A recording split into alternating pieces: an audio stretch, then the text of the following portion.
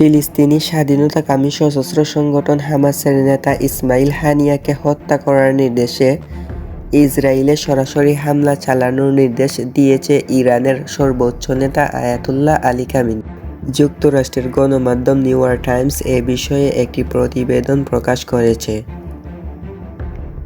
ইরানের বিপ্লবী গার্ড বাহিনী 2 সদস্য সহ দেশটির 3 জন গার্ডের উদ্ধৃতি দিয়ে দেশটির প্রতিবেদনে প্রকাশ করা হয়। প্রতিবেদনে বলা হয়, গত বুধবার ইরানে ইসমাইল হানিয়ার হত্যার পরে এর জাতীয় নিরাপত্তা কাউন্সিলর এর বৈঠকে আয়াতুল্লাহ আলী খামেনি এই নির্দেশ দেন।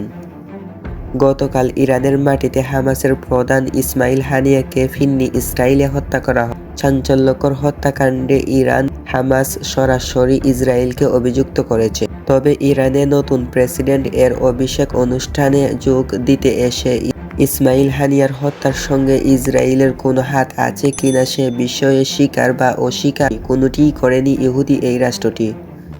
এখন পর্যন্ত তাদের নীরবতা আরও বড় প্রশ্নের জন্ম দিয়েছে। বিশ্লেষণে দেখা গেছে, বিদেশের মাটিতে গিয়ে শত্রুকে হত্যা করার অভ্যাস রয়েছে ইসরায়েলের। ইরানের পারমাণবিক বিজ্ঞানী থেকে শুরু করে বহু সামরিক কমান্ডারকে ইসরায়েল বিভিন্ন দেশে গিয়ে এভাবে হত্যা করেছে।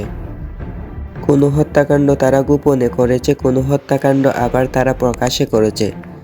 যেমন গত এপ্রিলে সিরিয়ার রাজধানীতে ইরানি দূতাবাসে ইসরায়েল প্রকাশ্যে বিমান হামলা চালায়।